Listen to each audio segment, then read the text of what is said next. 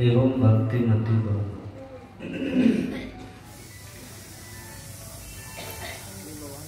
महर्षि दयानंद सरस्वती वेदों की भूमिका पर टीका लिखते हुए लिखते हैं कि वेद का जो कर्म कांड भाग होता है, व्रत उपवास जो लोग करते हैं, यज्ञ हवन दान पुण्य, वो कहते हैं ये सब जो सत्कर्म है कर्मकांड भाग के ब्राह्मण भाग के होते हैं। ये पुण्य के साधन है, इनके संस्कार स्वर्ग के हैं। लेकिन ये जो पुण्य है, कर्मकांड के जो पुण्य है और उनको जीवन में धारण करने से जो पुण्य होता है, वह पुण्य स्वर्ग जाने के लिए नहीं है। ज्ञानी लोग उस पुण्य को स्वर्ग के विषय भोग के लिए नहीं जानते मानते, वह उसको पुण्य पुंज बिनु मिले न संता, वो उस पुण्य का फल यही है कि आपके जीवन में संत मिल जाए। क्योंकि जब तक संत नहीं मिलेंगे तो परम धाम संहिता भाग शुभारंभ हो ही नहीं सकता। क्योंकि प्रथम भक्ति का उद्देश्य क्या है? परमात्मा से मिलना, मुक्ति पाना। भक्ति निषेधी मुक्ति, भक्ति मुक्ति की सीढ़ी है। तो मुक्ति की सीढ़ी पर आप कदम नहीं रख सकते जब तक प्रथम भक्ति संतन कर संगा नहीं, जब तक संत नहीं मिलेगा मुक्ति की सीढ़ी पर आप पैर नहीं रख सकते। कर्मकांड आपको स्वर्ग की सीढ़ी पर पैर रखवाएगा और उसका फल क्या होगा कि आप अपने पुण्य के रहते स्वर्ग का सुख भोगेंगे। और जब स्वर्ग का सुख समाप्त हो जाएगा, पुण्य छीन हो जाएगा, तब तो वो कहते हैं फिर मर्त लोके विसंति, फिर यही संसार चक्र है। लेकिन जहां आप अभी बैठे हैं, यह इसका संस्कार क्या है? नीचे के पहले के बहुत सारे यज्ञों को पुनर्जन्म में किए हुए होंगे, उसके पुण्य के फल से यहां तक आप आए हैं। ये हॉल तक आ जाना ये साधारण बात मत समझो। सत्संग भवन में आ जाना बहुत जन्म जन्म तक के किया हुआ पुण्य फलीभूत होता है, तब होता है। ये मेरे वचन नहीं है, भगवान राम के धर्मशास्त्रों के वचन है, वेदों के वचन है कि विभिन्न तरह के कर्म कांडों से होने वाले पुण्य जब पुंजीभूत होते हैं, तब हमको सत्संग में आने का शुभ अवसर मिलता है। और यहां से शुरू होता है मोक्ष में जाने का मार्ग। यहां से प्रारंभ हुआ भक्ति, जो मुक्ति की सीढ़ी है। तो हम लोग बहुत भाग्य वाले हैं कि पुण्योदय हुआ, ईश्वर की कृपा हुई। जब पुण्योदय और ईश्वर की कृपा दोनों मिलती है, तब जाके सत्संग मिलता है। और हम लोग भाग्यशाली हैं कि सत्संग में हम लोग बैठे हैं। इसलिए कहा बड़े भाग पाइए सत्संगा, क्योंकि इससे बढ़कर नहीं कछु दुर्लभ ज्ञान समाना। ज्ञान से दुर्लभ कोई चीज नहीं है। सब सुख का आधार ज्ञान है। जिनके पास भौतिक विद्या का ज्ञान जितना बड़ा है, वो संसार के सुख सुविधा उतना ज्यादा अपने जीवन में बटोर पाते हैं।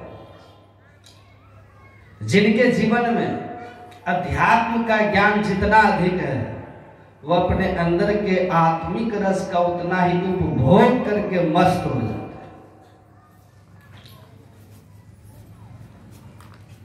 तो ऊपर हम लोग सुन चुके हैं, भगवान राम के आश्रम में सबड़ी माई के आश्रम में भगवान राम पहुंचते हैं। माता सबड़ी उनका अर्चन वंदन करती है और अपने को छोटा कह करके संबोधित करती है, और भगवान राम उनकी बातों का खंडन करते हैं। जब वो अपने को कहती है कि अधम जाति में जड़मति भारी, भगवान राम कहते हैं कि कह रघुपति सुनु भामिनी बाता। इतनी कृपा थी माता सबरी कि उनके पति उनको छोड़ के भाग गए थे कि ले जाएंगे तो बच्चे डर जाएंगे, लोग कहेंगे चुड़ैल उठा के लाया। लेकिन भगवान राम उनको सुंदरी कह के संबोधित करते हैं। कहते हैं जाति पाति कुल धर्म बढ़ाई, धन बल परिजन गुण चतुराई, भक्तिहीन नर सोभे कैसा, बिनु जलवायु को देखिए जैसा। कह रघुपति सुनु भामिनी बाता, मान हो एक भक्ति करना, एक भक्ति का नाता मानता। जाति पाति कुल धर्म धन बल परिजन, ये आप इसमें कितना भी बड़े हो ऊंचे हो, इनसे हमारा कोई रिश्ता नहीं। जो हमारी भक्ति में है उनसे हमारा संबंध है। हमारी नजर में वही विशेष है, वही सुंदर और सुंदरी है, वही विशेष है। एक बच्चा एक गुब्बारे वाले बेचने वाले के पास गया और उस बच्चे ने गुब्बारे वाले से पूछा कि अंकल, ये जो काले रंग का गुब्बारा है ये भी उड़ता है क्या? आकाश में ये भी उड़ता है? सब गुब्बारे को वो हवा भर भर के धागे से बांध करके बेचते हैं ना वो। तो कहा ये गुब्बारा भी आकाश में उड़ता है, ये काले रंग वाला? कहा बेटा ये भी उड़ता है। कहा ये हरा रंग वाला? ये भी उड़ता है क्या? कहा ये भी उड़ता है। कहा ये पीला, ये नीला, सफेद, एक एक करके पूछता है क्या ये भी उड़ता है आकाश में? ये भी उड़ता है आकाश में। गुब्बारे वाले ने कहा बेटा, आकाश में उड़ने के लिए गुब्बारे को रंग की कोई जरूरत नहीं। रंग के आधार पर गुब्बारे आकाश में नहीं उड़ते। गुब्बारे को आकाश में उड़ने के लिए अंदर हवा की जरूरत होती है। जिस गुब्बारे के अंदर हवा होगा वो गुब्बारा ऊपर उठेगा, रंग चाहे कुछ भी हो। और जिसके अंदर हवा नहीं वो नहीं ऊपर उठेगा। उसी तरह परमात्मा की दृष्टि में श्रेष्ठ बनने के लिए और लोक में भी पूज्य होने के लिए आपके बाहर की सुंदरता, बाहर का रंग, बाहर की जो आपकी जाति पाति, सोशल स्टेटस, प्रॉपर्टी, आपकी जितनी भी बाहरी उपलब्धियां हैं, ये सब बाहरी कलर है, ये अलग अलग कलर है, ये आपको ऊपर नहीं ले जाएंगे। भक्ति में आप ऊपर नहीं उठ सकते, ईश्वर की नजर में आप श्रेष्ठ नहीं हो सकते, ना ही आपको संसार पूज्य माने। ऊपर उठने का एकमात्र उपाय क्या? कि आप अपने भीतर से कैसे, भीतर अगर आपके अंदर भक्ति भाव भरा है, हरि का भजन करे जो कोई, असुर नीच से ऊंच सो हो। रविदास की महिमा हम लोग गाते हैं ना, रोज कहते हैं दादू सुंदर सूर स्वपक्ष रवि। रविदास जाति के मोची थे, उनकी महिमा आप गाते क्योंकि भीतर से वो सुंदर थे। सद्गुणों से भरे थे, भीतर से भक्ति भाव से भरे थे। आप ऐसा कह सकते हो कि भीतर का जो सिंहासन था उनका हृदय सिंहासन, वो विकार मुक्त होकर के ईश्वर को प्रकट कर चुका था। इसीलिए भीतर के गुण ऊपर उठाते हैं। अपने भीतर के गुणों को बढ़ाइए, आप अपने ऊपर उड़ जाएंगे। यशास भक्ति भगवत किंचना सर्वे गुणः तत्समास्ते सुराहा। भागवत महापुराण में भगवान उद्धव कृष्ण कहते हैं उद्धव से, जिस व्यक्ति के हृदय में परमात्मा की भक्ति स्थिर हो जाती है, सारे सद्गुणों के साथ समस्त देवी देवता और ईश्वर उस हृदय में प्रकट हो जाते हैं। वो आदमी गुणों के खान हो जाता है। गुरु नानक देव कहते हैं सारे गुना के गा, सद्गुणों की खान हो जाते, ऊपर उड़ जाएगा। माता सबड़ी अंदर से, बाहर का कलर बहुत खराब है लेकिन भीतर बड़ी सुंदर है। भीतर हवा बहुत शुद्ध है, अच्छी है।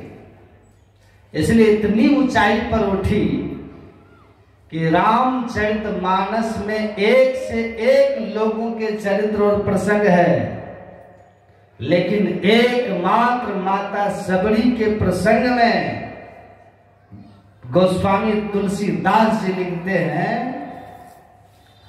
तजी जोग पावक देह हरिपद लीन भई जहां नहीं फिरे। योगाग्नि में भगवान के सामने ही अपने शरीर का त्याग करके परमात्मा के उस धाम में, मोक्ष धाम में चली गई जहां नहीं फिरे, जहां से जीव इस दुखमय संसार में नहीं आता है। उसने भगवान से कुछ मांगा नहीं, मुक्ति भी नहीं मांगी, क्योंकि वो साधो भाई जीवत ही करो। वो जीते जी अपने गुरु की बताई हुई युक्ति से मुक्त हो चुके, केवल गुरु के आदेश का पालन करने के लिए अपने शरीर को बचा कर रखी थी, क्योंकि गुरु ने उसे कहा था कि राम का अवतार जब होगा, सीता हरण होगी, तो सीता की खोज करते हुए राम इस आश्रम में आएंगे। तुम तब तक उनका इंतजार करना और उनको ये बता देना कि सीता का पता लगाने के लिए कौन कौन सहयोगी होगा। तो माता सबरी की सबसे ऊंचाई है भक्ति में, भाव में। रामचरितमानस के अंदर सकल प्रकार भक्ति दृढ़ तोरे। भगवान कहते हैं सब प्रकार की भक्ति में तुम निपुण हो। तो माता सबरी सच्चे सदगुरु मातंग ऋषि के शरण में रहे, उनकी सच्ची युक्ति उनको मिली थी। इसीलिए वह अंतर साधन करके अपने अंदर की जो अग्नि को प्रकट करके और सारे विकारों को स्वाहा कर दिया। काम स्वाहा, क्रोध स्वाहा, लोभ स्वाहा, मोह स्वाहा, ईर्ष्या द्वेष सब स्वाहा, सब स्वाहा। शुद्ध पवित्र निर्मल मन जन सो मोहि पावा, मोहि कपट चल छिद्र न भावा। तो अपने अंदर की योगाग्नि जो दो रूपों में है, ध्यान से सुनिए, प्रत्येक मनुष्य के अंदर ज्योति और नाद के रूप, उसको माता सबरी ने प्रकट किया था, प्राप्त कर लिया था। और उसी योगाग्नि में शरीर का त्याग की। जो भी अपने शरीर का त्याग इस राह से करते हैं, सीधे मोक्ष में जाते हैं। बाकी और किसी रास्ते से, तन के 9 द्वार, 2 आंख, 2 कान, मुंह, नाक के 2 नीचे मलमूत्र, ये 9 के 9 द्वार में से जीव निकलता है तो जम के फांस में बनता है और बहिया पकड़ जम ले चला कोई संग न साथी। लेकिन एक द्वार आपके अंदर में है, कल भी बात किए थे, मोक्ष का द्वार। उस मोक्ष के द्वार में जो प्रवेश करता है उसी को योगाग्नि ज्योति और नाद रूप में प्राप्त होती है। वह अमृत है। गगन मंडल में अवधा कुआं, तहां अमी को वासा, सगुरा वैसो भर भर पिए, निगरा जाए पियासा। ये उल्टा कुआं गगन में, तिसमें जरे चिराग। ये अपना खोपड़ी उल्टा कुआं है। कुआं का मुंह ऊपर की ओर होता है। आप बाल्टी डाल के पानी निकालते हो, पीते हो, तृप्त होते हो। लेकिन ये कुआं उल्टा है, इसके यहाँ पर घुसने का रास्ता है। बिल्कुल उल्टा कुआं है। इसमें अमृत है। गुरु गोरखनाथ देव कहते हैं, संत कबीर साहब कहते हैं, सदगुरु महाराज कहते हैं, सुख मन के झीना नाल से अमृत की धारा बही, अमीन सूरत धार इधर भाठा से सिरा चढ़ी गई। तो अमृत की धारा बह रही है सुषुम्ना के झीना नाल।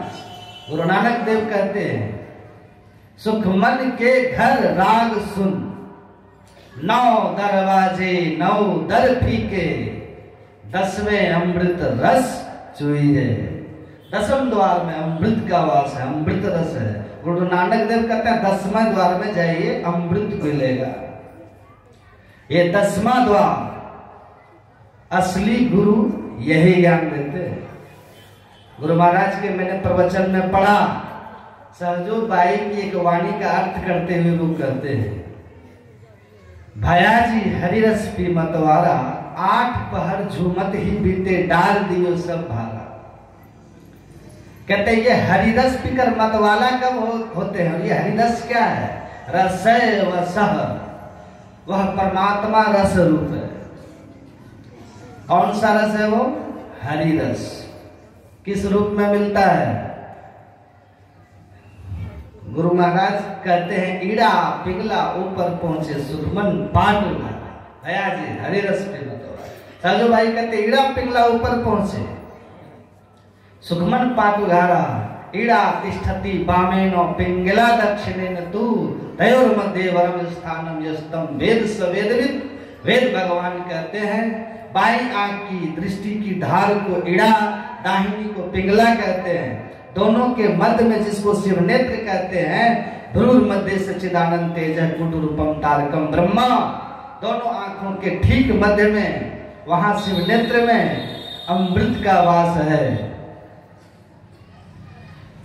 उस अमर स्थान को, उस श्रेष्ठ स्थान को, शिव नेत्र सहरक सुषुम्ना को जो जानता है, प्राप्त कर लेता है। वेद भगवान कहते हैं, सच्चे अर्थ में भेद को वही जानता है, बाकी तो कलचुल की तरह वेद की ऋचाओं में केवल घूमते रहते हैं। रट लिए, बोल दिए, पता कुछ है नहीं। पंडित अक्षर को बूझ गया, फिर पोथी को नहीं बाँचेगा। मूर्ति की सूरती आप भया, मूर्ति आगे क्या नाचेगा? ये अवस्था हो जाती है, ऊंची अवस्था है, नीचे से ऊपर तक की यात्रा है। भिक्षु सेती बादशाह भया, अब भिक्षा को नहीं जांचेगा। राम तीर्थ के पास अमेरिकी राष्ट्रपति रूजवेल्ट आए मिलने। स्वामी राम तीर्थ को कहा, आप मेरे मेहमान हैं, अमेरिका में जब तक है कोई जरूरत पड़े तो हमको कहिएगा। स्वामी राम तीर्थ ने अमेरिका के राष्ट्रपति को, देखिए कौन बोल सकता है, एक फकीर जो सच्चे अर्थ में बादशाह हो। सिकंदर को महर्षि दांडयायन ही बोल सकते हैं। किसी राजा की औकात नहीं थी उसके सामने आंख मिलाने, लेकिन फकीर उसको ऐसा फटकारा कि भारत से घूम के भाग गए। स्वामी राम तीर्थ एक पैसा पास में नहीं, एक कपड़ा नीचे एक कपड़ा ऊपर।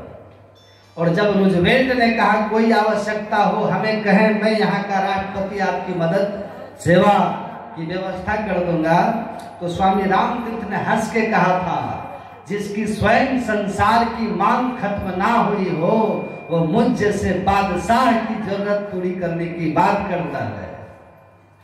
राष्ट्रपति, अगर आपको किसी चीज की जरूरत हो तो आप मांग लें।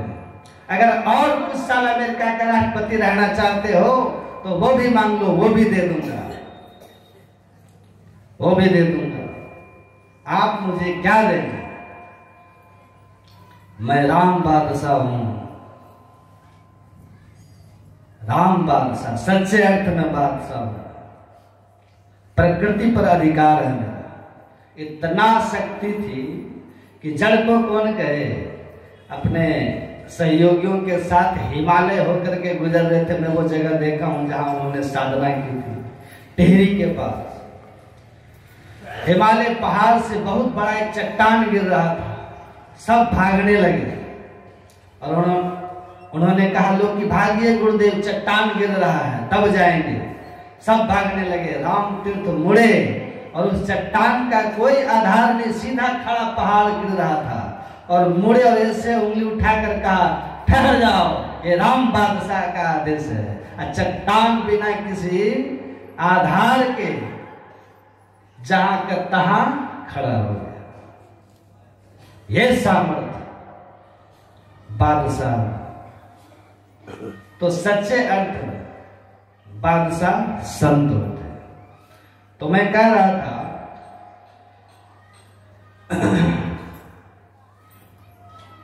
कि यह संसार में जो अपने अंदर के आत्म रस को प्राप्त कर लेता है, निर्भीक हो जाता है। भगवान कृष्ण ने कहा, अभयम, अभय। उसके जीवन में किसी तरह का भय नहीं। अपने अमर स्वरूप को जिसने पहचान लिया है, उसे भय कैसा, अभय है। तो अंदर में हरि रस, गुरु महाराज कहते हैं, देखो यह जो अंदर का हरि रस है, यह प्राप्त कैसे होता है। एक मंत्र का जप, मंत्र जाप मम दृढ़ विश्वासा, पंचम भजन सु वेद प्रकाश। एक मंत्र का जप करना पांचवी भक्ति है। उससे संबंधित रूप का ध्यान भी उसी में सम्मिलित है, पांचवी भक्ति। गुरु का दिया हुआ जो मंत्र, गुरु महाराज कहते हैं ये आपको कहीं भी मिल जाएगा।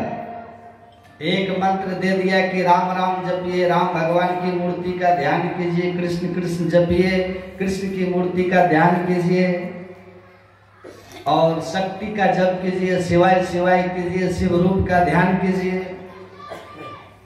ये आपको कहीं भी बता देंगे लोग। लेकिन असली दीक्षा क्या है? इड़ा पिंगला ऊपर पहुंचे, सुखमन पाटो घरा, भया जी हरि रस पी मतवारा। ये असली दीक्षा है। यहां से हरि रस शुरू, यहां से अंतर भक्ति शुरू होती। बाहरी भक्ति क्या है? क्लास है ना। प्रथम भक्ति संतन कर संगा, दूसरी रतिमम। गुरु महाराज कहते थे कोई एक को आप छोड़ भी नहीं सकते। ऐसा नहीं कि आप जब छोड़ दीजिए, सत्संग छोड़ दीजिए, नहीं। गुरुपद पंकज सेवा तीसरी भक्ति अमान, चौथी भक्ति मम गुणगन करे कपट तजीगा, मंत्र जाप मम दृढ़ विश्वास, तब छठ दम शील विरति बहु कर्मा, निरत निरंतर सज्जन धर्मा। छठी भक्ति जहां से शुरू होती है वो यही, किस तरह से आपको अंदर में प्रवेश करके हरिरस को पान करके उस अपने को अमर कर लेंगे, या उस योगाग्नि को प्राप्त कर लेंगे जो योगाग्नि बिंदु नाद के रूप में, ज्योति नाद रूप में आपके अंदर में है, और आप माता सबरी की ही तरह परम गति को प्राप्त कर लेंगे। ये छठी भक्ति का ज्ञान ये बड़ा दुर्लभ है। ये सूक्ष्म भक्ति है, ये अंतर की भक्ति है। इसलिए कहा कि पंडित अक्षर को बूझ गया, फिर पोथी को नहीं बांचेगा। जान गया, संसार के पीछे मत भागो, हरि के पीछे भागो। हरि योग क्षेम भाव में हूं, आपके सारे जरूरतों की पूर्ति कर देंगे। जो मोहि भजे भजू में वाको, कल न पड़त छिन एक घड़ी, काटो जन्म जन्म के बंधन, राखो सुख आनंद करिए। तो भगवान कहते हैं आप उनका भजन करेंगे ना, तो आपको हमेशा वो याद रखेंगे और आपको बंधनों को काटेंगे। संसार में भी जो चाहिए उसकी वो व्यवस्था करेंगे। कहते हैं ठीक से अगर शास्त्र को समझ लिया, योगक्षेम महाम्य हम, तो किसी राजा के दरबार में जाकर के उसकी दरबारी गीत नहीं लिखेगा,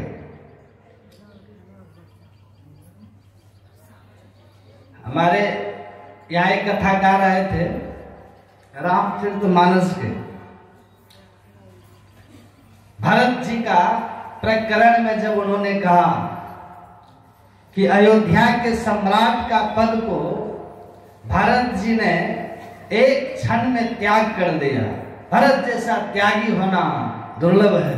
रामचरितमानस राम जैसा मर्यादा सिखाता है तो भरत जैसा त्याग भी सिखाता है। त्याग सबसे बड़ी चीज है, त्याग से शांति आती है। इतना सुंदर प्रवचन किया, इतना सुंदर। मैं भी था, मैं भी सुन रहा था।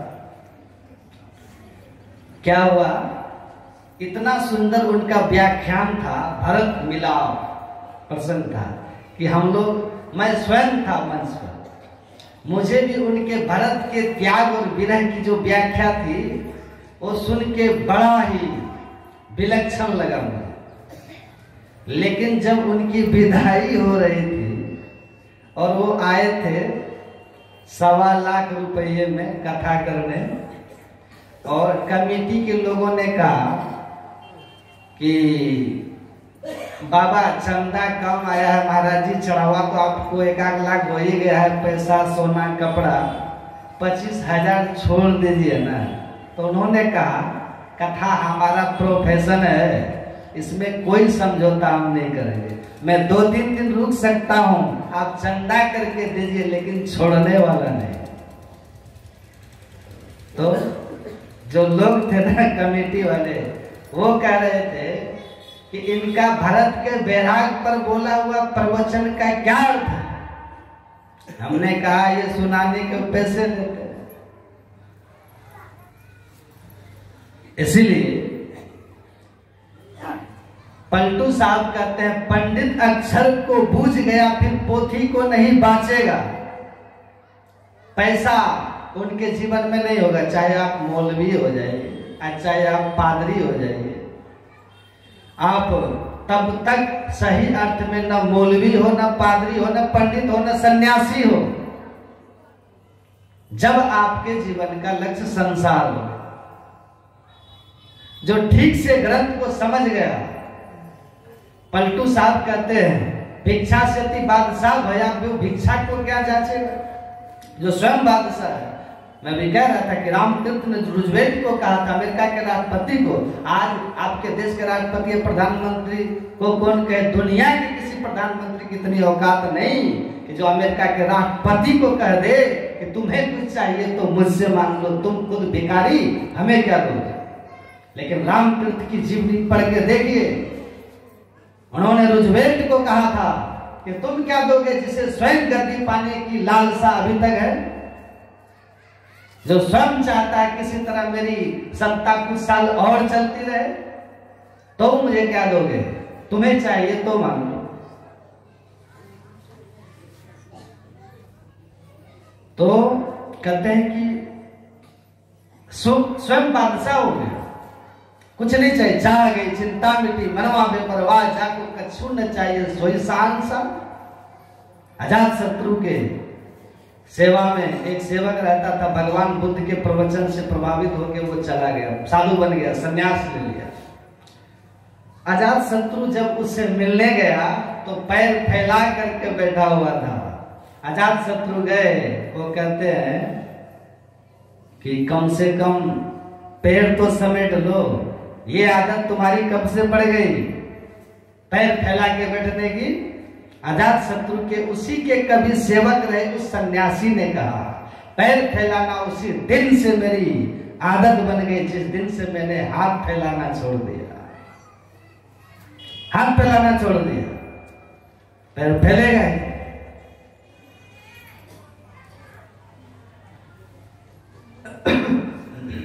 तो संसार में भिक्षु से बादशाह भया, भिक्षा को क्या जांचेगा, मूर्ति की सूरत आप भया, मूर्ति आगे क्या नाचेगा।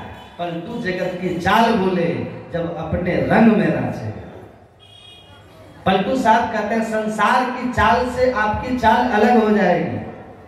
संसार की चाल क्या है, संसार जमा करो और जिसने अपने अंदर के हरिरस को पान किया, मतवाला हो गया, वो बाहर उसकी चाल बदल जाएगी, संसार से उसकी चाल और नहीं मिलेगी, वो संसार के पीछे नहीं भागेगा।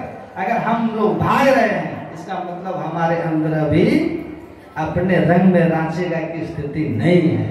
इसलिए महर्षि अरविंद ने बड़ा सुंदर लिखा, सन्यासी और संसारी, गृहस्थ कौन और सन्यासी कौन। उन्होंने बड़ा सुंदर व्याख्या लिखा, सन्यासी और गृहस्थ का, one who is more interested in inner side and internal side and less in external side। जो अपने अंदर जगत में, अंतर जगत में, ईश्वर सर्वभूतेषु हृदयेषु अर्जुन तिष्ठति, अपने हृदय स्थित उस परमात्मा में जिसने अपने को बहिर्मुख से अंतर्मुख किया हुआ है, जो अंदर की ओर ज्यादा अपने को रखता है और संसार की ओर इतना ही जिससे संसार का काम चले, जीवन यापन हो जाए, वही सन्यासी है। और गृहस्थ कौन है, संसारी कौन है? वो कहते हैं one who is only interested external side, जो केवल संसार के लिए हो, जिसके सुबह से लेकर 24 घंटा सिर्फ इस बात में बीतता हो कि कैसे हम और धन जमा कर लें, कैसे हम और बिल्डिंग बनवा लें, कैसे और कुछ हम बना लें। तो आप अपने संसार बढ़ाने के लिए केवल जिनकी वृत्ति है, अगर आप साधु बन के भी आश्रम बढ़ाने की वृत्ति में है तो साधु वेश में संसारी ही है, रमन महर्षि कहते हैं, तो संसारी है आप। बड़ी गाड़ियां हो जाए, बड़े बड़े आश्रम हो जाए, अगर ऐसी भावना हमारी है तो कथा हो, सत्संग हो, इतना मेरा रेट हो, तो ऐसे भाव में जब आप रहेंगे तो भेष मेरा कुछ भी हो, हम संसारी है। माता सबरी जैसी भी है, भगवान राम कहते हैं, हे सबरी तुम श्रेष्ठ हो और प्रिय हो, क्योंकि भक्ति में तुम निपुण हो। और इसीलिए जो भगवान की भक्ति में अपने जीवन को बिताते हैं और इस तरह से जानते हैं, छठी भक्ति, सातवीं भक्ति, अंदर में जोगाग्नि, ये अंदर की जोगाग्नि वही है जो ज्योति है, छठी भक्ति प्राप्त करने का साधन, और सातवीं भक्ति से अंतर्नाद की प्राप्ति होती है, सम मनोनिग्रह। तो ये साधना जीवन में जब होगा, आप ठीक ठीक ईश्वर की भक्ति के स्वरूप को समझेंगे, बहिरंग और अंतरंग भक्ति दोनों को अगर करेंगे तब जाकर के आपका कल्याण होगा। और ऐसे भक्ति के पथ पर चलने के लिए गुरु की बहुत जरूरत होती है। जब तक आपको सच्चे गुरु नहीं मिलेंगे तब तक आप इस पथ पर आगे नहीं बढ़ सकते। इसीलिए कहा कि भक्ति में, तीसरी भक्ति में गुरु की महिमा है, बिना गुरु के ज्ञान नहीं होता, इस मार्ग पर आप नहीं बढ़ सकते। मैं अपनी वाणी को एक छोटी सी, बस अब खत्म कर रहा हूँ, एक छोटा सा, कुछ बाबा का स्वास्थ्य भी ठीक नहीं है ना, और कुछ बाबा का स्वास्थ्य एकदम ठीक नहीं है, मैं देख रहा हूँ ना, तो आप लोग गुरु महाराज से प्रार्थना कीजिए कि कुछ बाबा ठीक हो जाए। इसलिए बोल रहे हैं कि बाबा इतने सीधे, इतने सरल हैं कि ऐसा बाबा मिलना मुश्किल है। आपको एकदम सच्चे साधु है, मैं तो देखता हूँ, मैं आज से नहीं 2-3 साल से मैं देख रहा हूँ, इतने सरल, इतने भीतर में कोई छल कपट नहीं है, सच्चे साधु है। इसलिए मैं कह रहा हूँ आप लोग प्रार्थना कीजिए गुरु महाराज से कि ये ठीक हो जाए, तन मन धन जो लगे सब लगा के इनको ठीक कीजिए। देखिए ऐसे ही संसार में आना जाना तो लगे रहता है, क्योंकि बाली गए, बलि विक्रम बैन दधीचि गए, भारत पारत गए जिन भारत ठाना, तब बाली गए, बलराम गए जिनकी कखरी 10 कंठ समाना, जो बाली कांख में दब दिया वो भी इस दुनिया से चला गया। गए दुर्योधन जंग जुड़े जिन 64 कोस में छत्र बिताना, धरा का प्रमाण यही तुलसी, जो फरा सो झरा, जो जरा सो बुताना। यही तो जीवन की खूबसूरती है। पुराने खाली करते हैं, नए आते हैं, पुराने फूल टूटते हैं, कलियां फूल बनती हैं। संसार ये इसी तरह चलता है। मृत्यु उतना ही हमारे जीवन में है जितना जन्म है। इसीलिए दोनों के संग के बीच का जो जीवन है, अगर वो भक्तिमय होगा तो आपका जीवन आनंदमय होगा। भक्ति को छोड़ करके जो संसार आपको जीवन में अगर है तो संसार भी निरस होगा।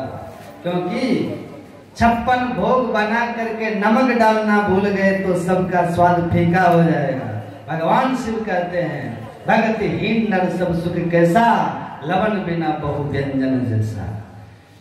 तो नमक भूल गए, पनीर बटर मसाला, पनीर मखनी, मशरूम मसाला, है ना, राजमा, सबका स्वाद व्यर्थ हो जाएगा। वैसे ही धन पद वैभव सब जमा कर लीजिए, पर भक्ति रूपी नमक नहीं है, साथ स्वाद जीवन का बेस्वाद हो जाता है। जिसने भक्ति के नमक को थोड़ा थोड़ा डाला है, वो संसार में जितना बढ़ेगा वो अंदर में उतना ही आनंद भी बढ़ेगा। अंदर बाहर दोनों तरफ बढ़ना चाहिए। तो मैं पूज्य बाबा के स्वास्थ्य के लिए, तंदुरुस्त होने के लिए मैं परमाराध्य सदगुरु महाराज से मैं प्रार्थना करता हूँ कि इनको जल्दी से जल्दी ठीक करें, ताकि हम लोग के बीच में बहुत दिनों तक ये हम लोग की सेवा करते रहे, आप लोग की सेवा इसी तरह करते रहे। बोलिए प्रेम से श्री सदगुरु महाराज की जय। अभी हम सब लोग बाबा से बहुत अच्छे अच्छे बातें सुन रहे थे। अमृत की झीना नाल से